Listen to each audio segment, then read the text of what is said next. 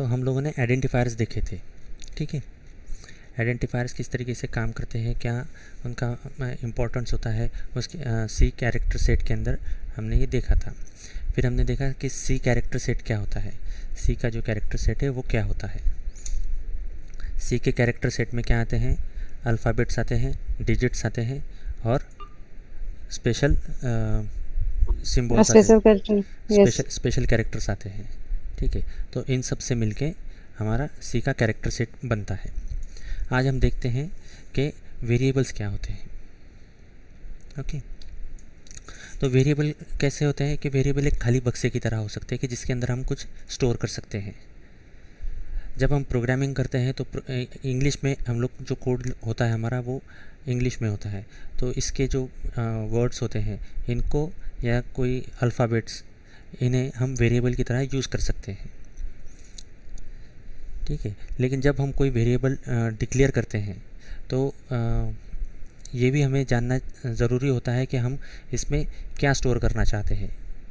अगर हम कोई नंबर स्टोर करना चाहते हैं, जैसे कोई कंप्लीट नंबर है, जैसे 1 2 3 5 6 या 100 200, ऐसे कुछ अगर नंबर हम स्टोर करना चाहते हैं तो हम इंटीजर डेटा टाइप में स्टोर करेंगे। तो इस वजह से ये ज़रूरी है कि किस प्रकार की वैल्यू हम स्टोर कर रहे हैं उस प्रकार का हम डेटा टाइप चूज़ करेंगे। अगर हम डेसिमल कोई नंबर स्टोर करना चाहते हैं तो हम फ्लोट डेटा टाइप चूज़ करेंगे।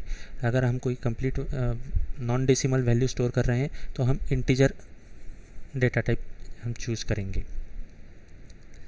ठीक है। अगर हम कोई कैरेक्टर से स्टोर करना चाहते हैं तो हम कैरेक्टर डेटा टाइप का यूज़ करेंगे, ठीक है। अब यहाँ पे एक एग्जांपल देखिए कि यहाँ पे हमने क्या लिखा है,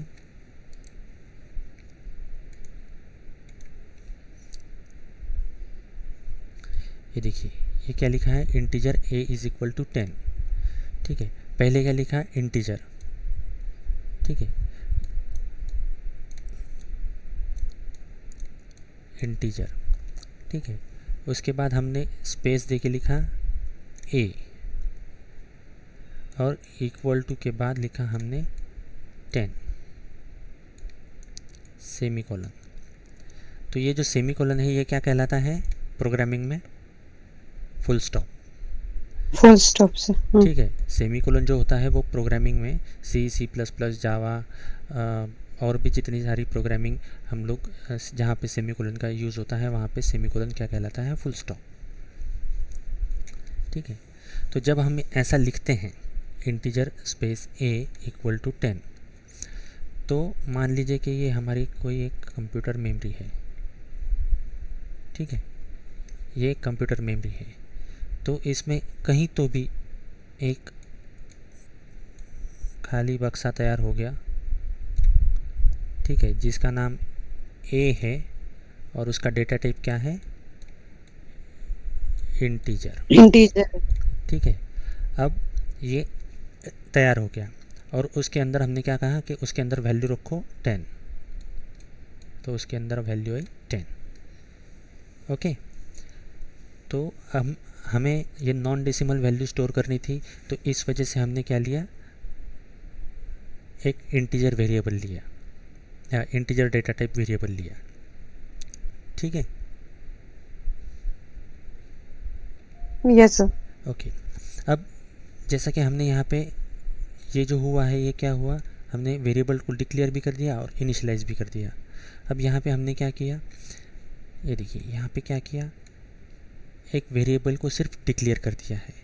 जैसे कि हमने बताया, हमने अभी देखा यहाँ पर कि जो वेरिएबल्स होते हैं वो क्या हो सकते हैं, कोई वर्ड हो सकता है या कोई अक्षर भी हो सकता है। जैसे कि हमने यहाँ पे एक अक्षर लिया, एक कैरेक्टर, अब यहाँ पे हम लोग एक वर्ड ले रहे हैं, ठीक है, इंटीजर ABC, ये वर्ड,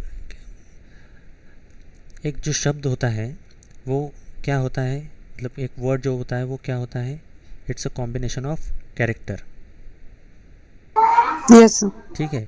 तो ये क्या हुआ, मल्टीपल कैरेक्टर का कॉम्बिनेशन बन के एक वर्ड तैयार हुआ ABC। मान लीजिए कि हम लोग चाहते हैं कि इसमें ऐसा भी लिख सकते हैं हम।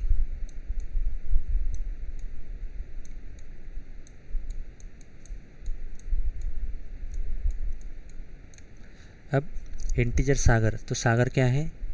It's a combination of character.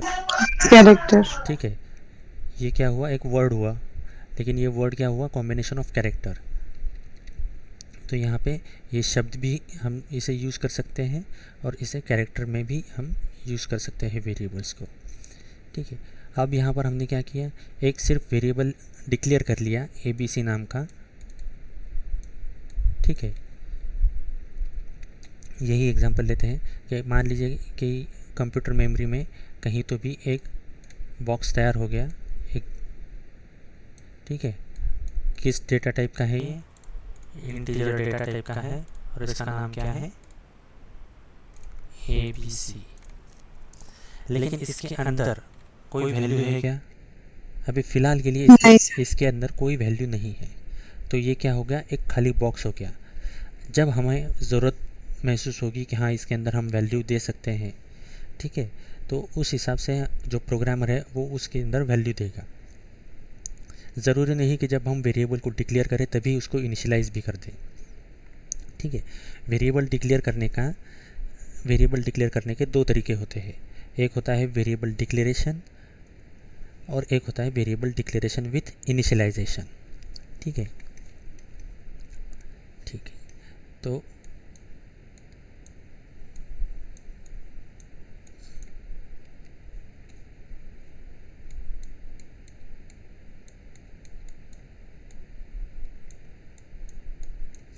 ठीक है, तो ये जो तरीका है पहले वाला, इसको कहते हैं वेरिएबल डिक्लेरेशन विथ इनिशियलाइजेशन। ऐसा क्यों?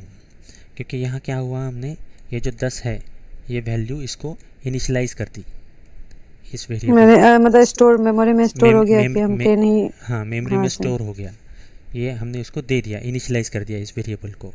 इस वजह से ये क्या हुआ? Variable declaration with initialisation. और ये जो है दूसरा इंटीजर बी, तो ये सिर्फ हुआ वेरिएबल डिक्लेरेशन। यहाँ पे हमने सिर्फ इसको डिक्लेयर कर दिया है, हमने बता दिया है कि बी नाम का एक वेरिएबल होगा जो जिसका डेटा टाइप इंटीजर रहेगा, लेकिन इसके अंदर वैल्यू क्या रहेगी ये अभी तक तय नहीं है। ओके, जी सर। कोई प्रॉब्लम किसी को? आगे बढ़े? Yes sir. ठीक है, तीसरा उदाहरण हम लोग मान लीजिए कि हमारे पास एक प्रोग्राम है और जिसमें हमें 10 वेरिएबल डिक्लेयर करने हैं। तो क्या हम इस तरीके से डिक्लेयर करेंगे कि एक के नीचे एक वेरिएबल डिक्लेयर करेंगे? अगर हमें एक ही डेटा टाइप के 10 वेरिएबल चाहिए तो हम उसको कॉमा सेपरेटर के साथ यूज़ कर सकते हैं। मतलब कैसे? इंटीजर x, फिर यहाँ पे लिखते हैं हम इंटीजर y, फिर इंटीजर z।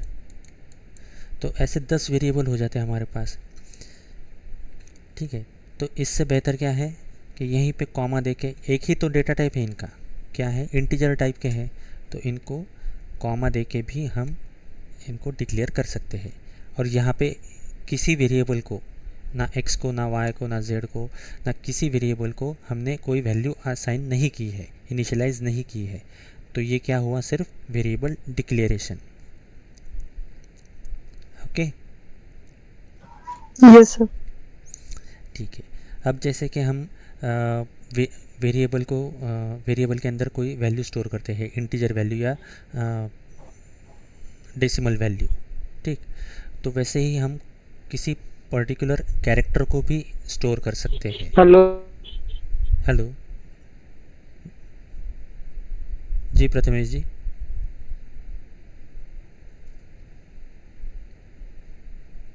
क्या हुआ? हेलो। जी बताइए क्या हुआ? सर कुछ नहीं सर, आवाज आ रही है आपकी, क्लियर आ रही है, ठीक उनकी है, शायद प्रॉब्लम है। हाँ ठीक है। तो जैसे कि हम लोग किसी डेसिमल वैल्यू को स्टोर करते हैं नॉन डेसिमल वैल्यू को इंटीजर डेटा टाइप में स्टोर करते हैं, तो वैसे ही हम किसी कैरेक्टर को भी एक डेटा टाइप के वेरिएबल में स्टोर करते हैं। उस डेटा टाइप को कहते हैं कैरेक्टर डेटा टाइप। ओके, तो कैरेक्टर डेटा टाइप का जो यूज़ है। हेलो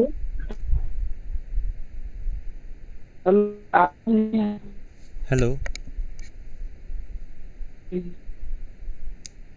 हेलो जी प्रथमेश जी, क्या हुआ?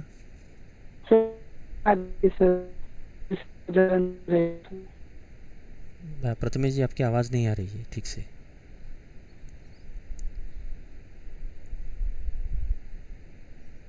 किसी को और समस्या है, आवाज़ नहीं आ रही है, ऐसा कोई प्रॉब्लम है?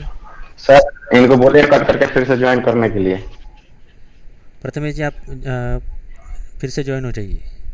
किसी और को समस्या नहीं है ना आवाज़ नहीं आने की? नहीं, किसी को नहीं है। ठीक है, प्रथमेश जी आप फिर से ज्वाइन हो जाइए, डिस्कनेक्ट कीजिए और फिर से ज्वाइन हो जाइए।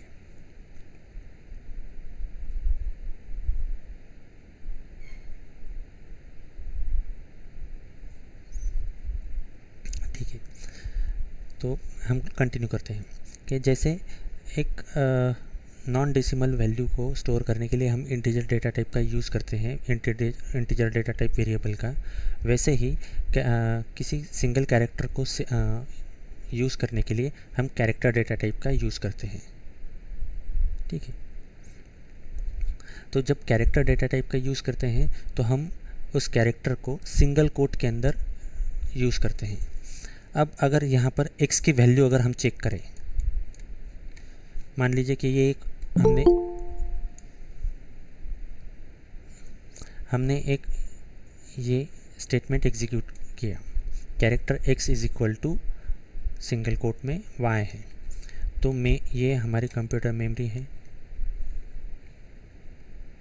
ठीक है, मेमोरी में कहीं तो भी एक जगह एक x नाम का वेरिएबल क्रिएट हो गया, उसका डेटा टाइप क्या है? कैरेक्टर। ठीक है, कैरेक्टर x नाम का एक वेरिएबल क्रिएट हो गया और उसके अंदर वैल्यू क्या है? y।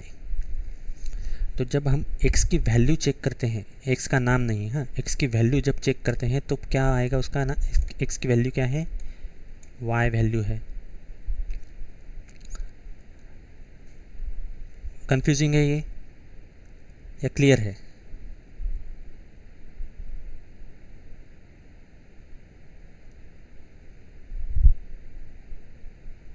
एक बार बताओ सर। हाँ ठीक है, देखिए जब हम नॉन डेसिमल नंबर्स को सेव करते हैं तो वो क्या होते हैं? इंटीजर्स होते हैं। इंटीजर डेटा टाइप के अंदर हम सेव करते हैं। डेसिमल नंबर को सेव करते हैं तो उनको फ्लोट डेटा टाइप के अंदर हम सेव करते हैं। लेकिन जब हम एक कैरेक्टर हम सेव करना चाहते हैं, हमारे वेरिएबल के अंदर एक कैरेक्टर हम स्टोर करना चाहते हैं, तो उस कैरेक्टर को कैसे स्टोर करें? तो उसके लिए डेटा टाइप है कैरेक्टर नाम का, कैर नाम का एक डेटा टाइप है। तो उस कैरेक्टर डेटा टाइप के अंदर हम हमारे वेरिएबल में एक कैरेक्टर एट ए टाइम स्टोर कर सकते हैं। ठीक है, ये कैरेक्टर कैसे स्टोर कर सकते हैं? तो जो हम इंटीजर, जैसे हमने लिखा था यहाँ पे यहाँ पे लिखा था integer a is equal to 10, तो हमने डायरेक्टली लिख दिया 10, क्योंकि ये क्या था? ये डिजिट्स थे ये, तो ये डिजिट्स को हमने डायरेक्टली लिख दिया। लेकिन यहाँ पर क्या है कि हम कंपाइलर को स्पेसिफिकली बता रहे हैं कि ये कैरेक्टर डेटा टाइप है, और कैरेक्टर डेटा टाइप को कैरेक्टर डेटा टाइप के वेरिएबल को स्टोर करते वक्त क्या करना पड़ता है कि सिंगल कोट जो होते हैं उसके अंदर उसको स्टोर करना होता है, सिंगल कोट। ठीक है,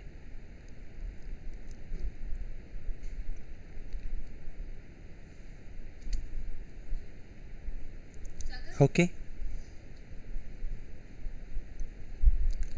ठीक है, आगे बढ़े। जी ठीक है, अब जैसे देखिए कि मैंने अभी बताया कि फ्लोट डेटा टाइप होता है, तो फ्लोट डेटा टाइप को मान लीजिए कि आपके परसेंटेज है। परसेंटेज तो ऐसे नहीं होंगे ना कि हाँ मुझे 80% मिले, हो सकता है कि 80.50% हो या 88.65 हो, ऐसे हो सकते हैं परसेंटेज। तो एग्जैक्ट परसेंटेज जो होते हैं, तो वैसे परसेंटेज को स्टोर करने के लिए, ऐसे वेरिएबल को स्टोर करने के लिए हम लोग क्या यूज़ कर सकते हैं, कौन सा डेटा टाइप यूज़ कर सकते हैं, तो वो फ्लोट डेटा टाइप है। ठीक है। इंटीजर डेटा टाइप क्या करता है, कंप्लीट डिजिट स्टोर करता है, non decimal points. Character data type क्या करता है, सिंगल कैरेक्टर स्टोर करता है।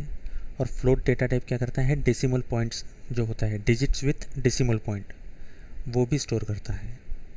ओके, क्लियर है ये?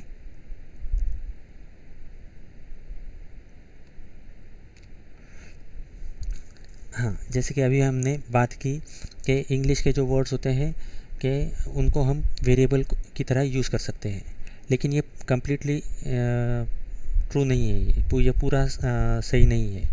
अब सी प्रोग्रामिंग में कुछ शब्द ऐसे होते हैं कि जो पहले से रिज़र्व है, और ये जो रिज़र्व शब्द होते हैं इनको हम लोग वेरिएबल की तरह यूज़ नहीं कर सकते। अब ऐसा क्यों? रियल लाइफ टाइम एग्जांपल लेते हैं। मान लीजिए कि आपके घर में एक न्यू बॉर्न बेबी है, उसका नाम रखना है आपको। ओके, तो क्या आपके घर में जितने लोगों का नाम है, किसी का एक का भी नाम आप उनके जो न्यू बॉर्न बेबी है वो रखेंगे क्या? मतलब आपका नाम अभी लेट से अभी कौन, हिमांशु जी है सपोज़, तो हिमांशु जी का घर में एक न्यू बॉर्न बेबी है और उनको जो उस बेबी का नाम हिमांशु रखा जाएगा क्या? घर में ऑलरेडी एक नाम ऑलरेडी है, तो फिर से वही रहेगा क्या? तो ऐसा नहीं होगा जी नहीं। हाँ, ठीक है। तो ऐसा क्यों होगा कि कन्फ्यूजन ना हो।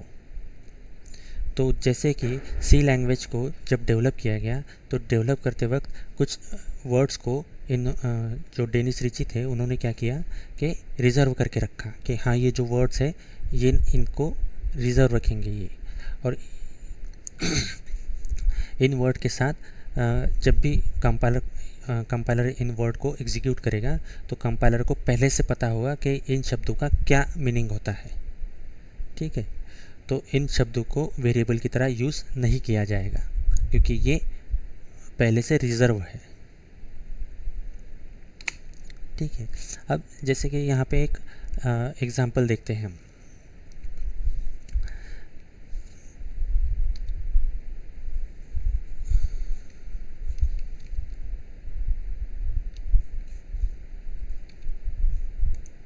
डायरेक्टली इम्प्लीमेंट करके देखते हैं इसे।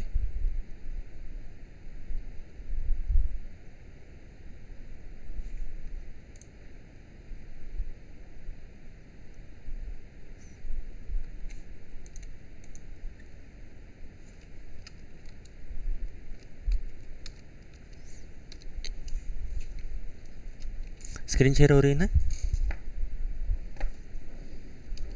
हाँ सर। तो हमारे प्रोग्राम में सबसे पहले हम क्या करते हैं, इंक्लूड कर लेते हैं header file.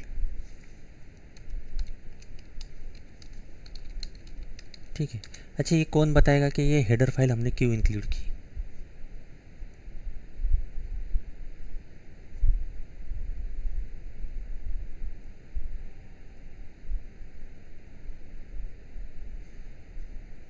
Come on guys.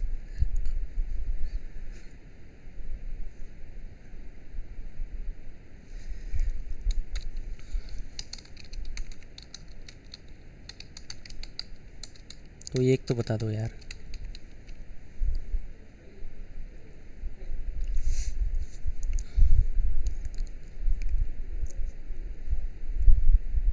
ठीक है, अच्छा ये हेडर फाइल हमने, मीनिंग क्या है इसका, ये बता सकते हैं कोई?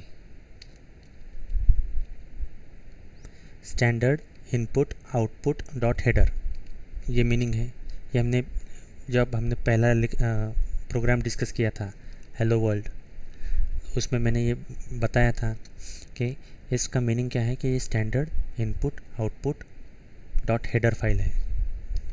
ठीक है। इसका यूज़ क्यों करते सर हैं? पहला क्लास ये जी क्या हुआ? तो पहला क्लास हमने नहीं किया तो हमें नहीं पता। ठीक है ठीक है। सर सिर्फ जो फर्स्ट क्लास है हमें वो किया नहीं। मोडल पे रजिस्ट्रेशन अगर आपका हो गया है तो आपको वहाँ पे लेक्चर्स मिल जाएंगे, अपलोडेड लेक्चर्स, वहाँ पे आप देख सकते हैं। ठीक है। तो यहाँ हमने क्या किया, स्क्रीन क्लियर कर दी यहाँ पर, और एक वेरिएबल डिक्लेयर कर लेते हैं पहले। जैसे कि हमने यहाँ पे लिखा था integer a is equals to 10। अब हमें a के अंदर क्या वैल्यू है ये चेक करना है, ठीक है। तो हमने लिखा printf value of a is, यहाँ पे कॉमा देके a लिख दिया, ठीक है। गेट ch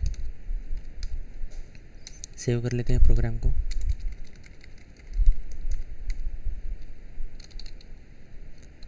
डेमो 1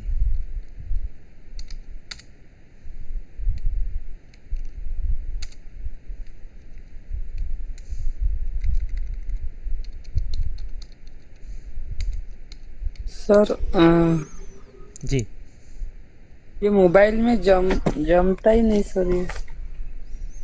थोड़ा ऐसे। थोड़ा आपको कष्ट सहना पड़ेगा उसके लिए, क्योंकि मोबाइल में और यूज़ टू नहीं ये होते हम प्रोग्रामिंग करने के, लेकिन करना पड़ेगा थोड़ा सा।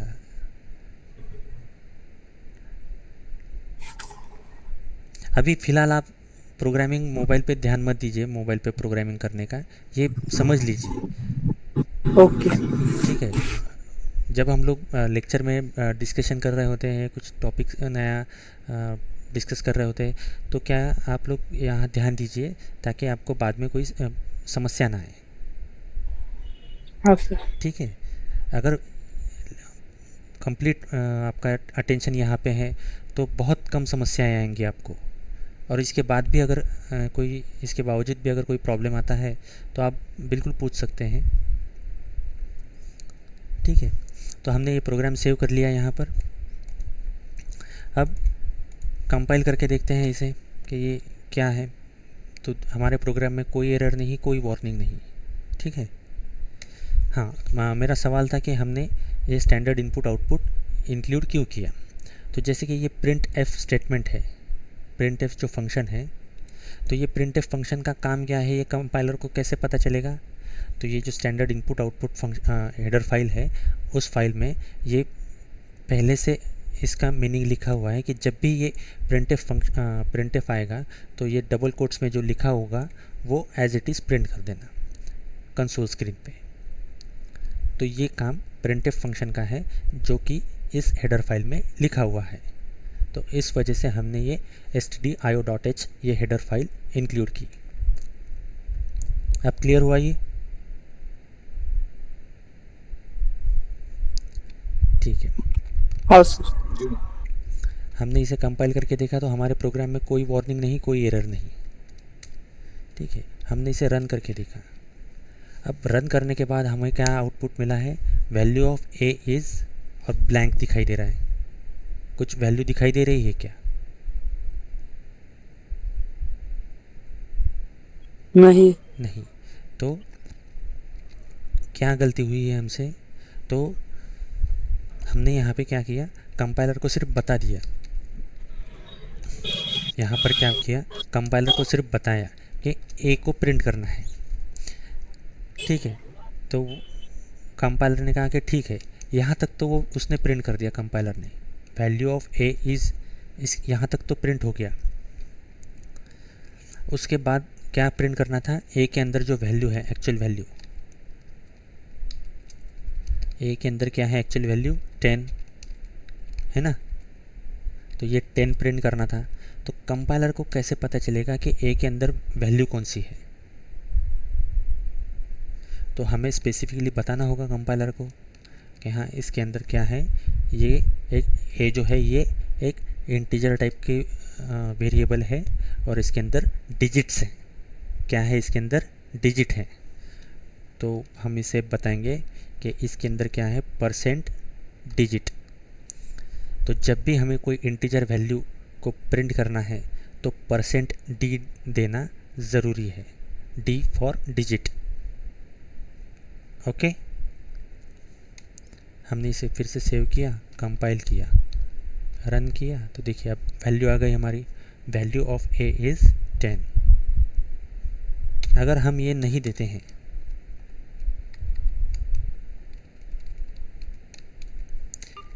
a अगर हम नहीं देते हैं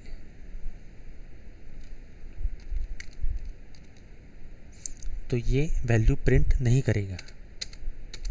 ठीक है,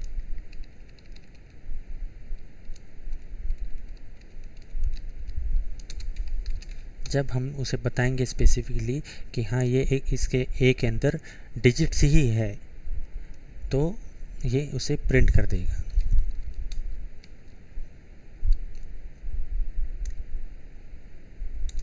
ओके, कोई problem?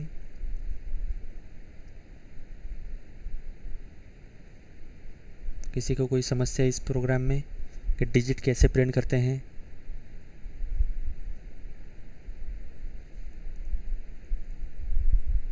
No sir. Okay, great, आगे बढ़ते हैं फिर।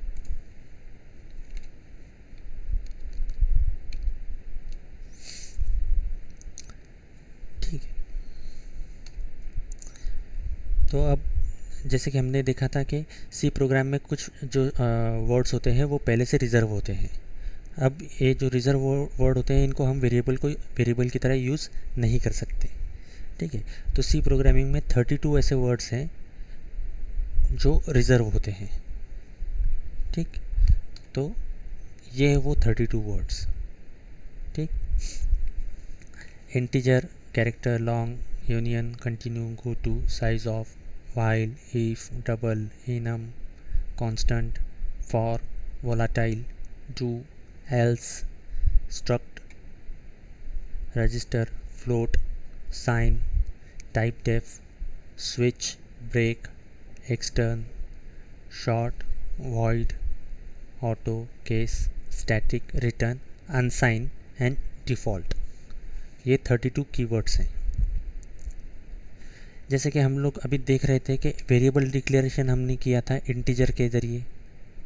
हमने इंटीजर वेरिएबल स्टोर किए ना, इंटीजर में इंटीजर डेटा टाइप पे हमने डिक्लेयर किया, इंटीजर वेरिएबल हमने डिक्लेयर किया और उसके अंदर डिजिट स्टोर किए।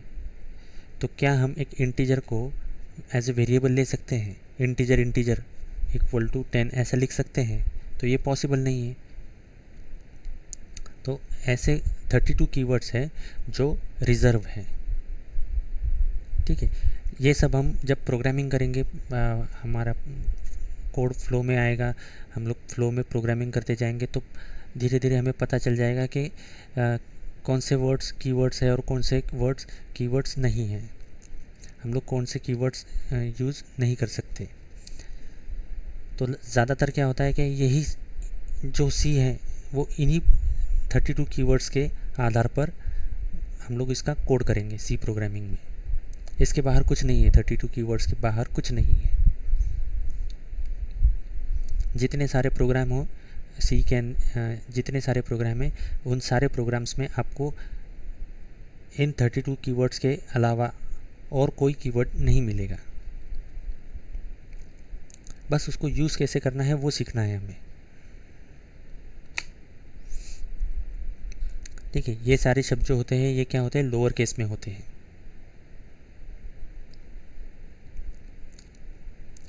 ठीक, ओके, कमेंट। तो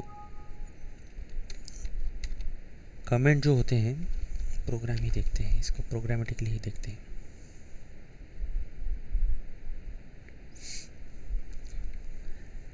ठीक है, तो मान लीजिए कि मैंने ये कोड अभी डेवलप किया है। अब मैंने ये कोड किसी को दे दिया, मान लीजिए कि मैंने प्रथमेश जी को दे दिया ये कोड। अब प्रथमेश जी ने ये कोड देखा और कहा कि यार क्लियर नहीं हो रहा है,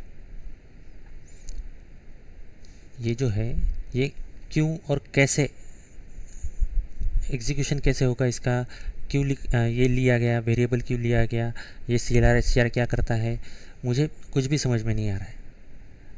तो उन्होंने फिर से मुझसे कहा कि ये कोड समझ में नहीं आ रहा है, तो आप एक काम कीजिए, इसमें कमेंट डाल दीजिए ताकि मुझे समझ में आए। तो कमेंट का काम क्या होता है, कमेंट इसलिए देते हैं कि ताकि आपको भी और कोई अगर आपका कोड दूसरा कोई प्रोग्रामर या कोई दूसरा पर्सन यूज़ कर रहा है तो उसे भी आपका कोड आसानी से समझ में आ जाए। आप अपने कोड में एक टिप्पणी भी लिख सकते हैं इस कोड के लिए कि आपने ये कोड क्यों लिखा है। जो एक टिप होता है ना, नोट होता है, तो वो जो नोट होता है वो नोट भी आप अपने कोड में लिख सकते हैं। फॉर एग्ज़ाम्पल यहाँ पे हम लोग देखते हैं, सी प्रोग्राम में दो तरीके से कमेंट दिए जा सकते हैं, ठीक है। एक होता है सिंगल लाइन कमेंट,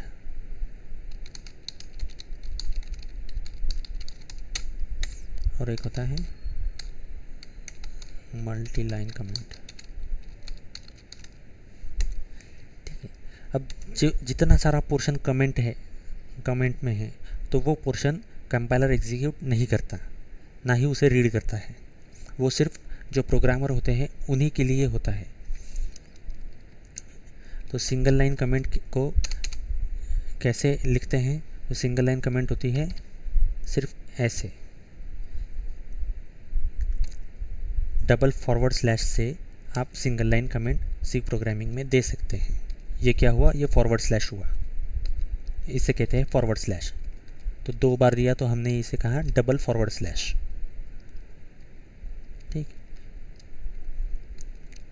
और मल्टी लाइन कमेंट जो होती है वो स्टार्ट होती है फॉरवर्ड स्लैश स्टार, और फिर जहाँ पे हमें एंड करना है ये कमेंट तो वो वहाँ पे हम पहले स्टार देंगे और फिर फॉरवर्ड स्लैश। तो ये हो गई मल्टी लाइन कमेंट। तो इसके अंदर जितनी सारी लाइन लिखी जाएंगी कंपाइलर उसे नहीं पढ़ेगा, एग्जीक्यूट नहीं करेगा उसे, ठीक है। तो मान लीजिए कि हमने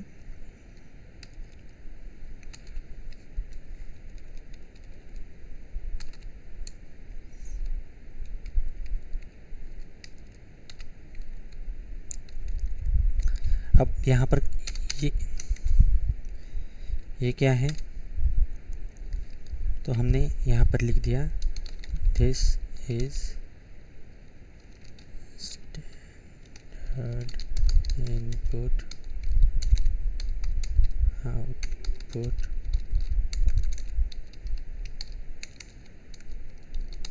हेडर फाइल, ठीक है। अब क्लियर है ये। यहाँ पे हमने लिखा मेन फंक्शन स्टार्ट,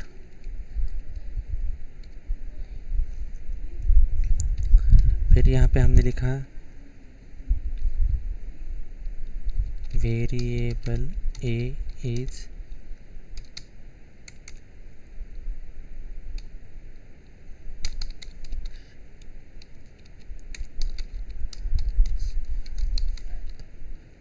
वैल्यू 10, ठीक है। Variable integer type variable a is initialise with value 10। अब हमने यहाँ पे लिखा clear console screen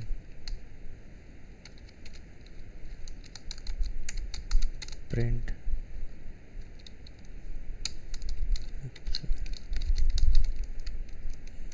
A.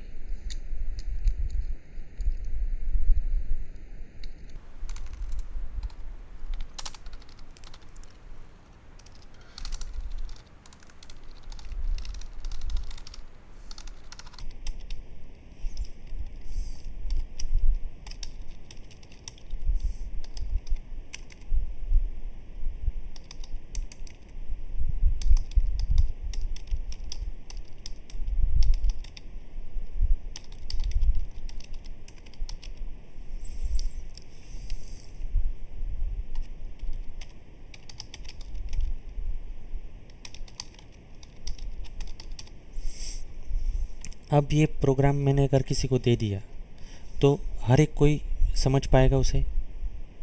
Her line का हमने डिस्क्रिप्शन दिया है, हर लाइन क्यों लिखा, किस लिए, हर लाइन का काम क्या है, हर लाइन क्यों लिखा है हमने, ये डिटेल में बताया गया है यहाँ पर।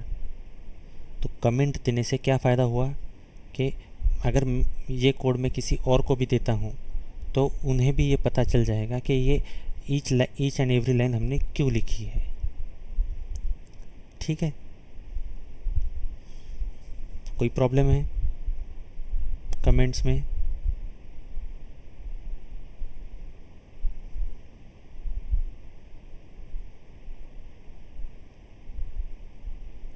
देखिए, कोई समस्या है तो बता दीजिए, हम लोग फिर से इसको डिस्कस कर सकते हैं।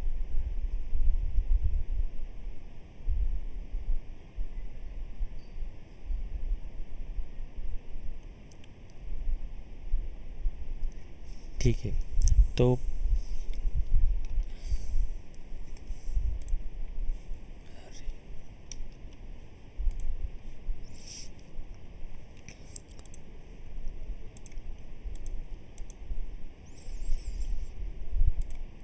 रुकते हैं आज यहीं।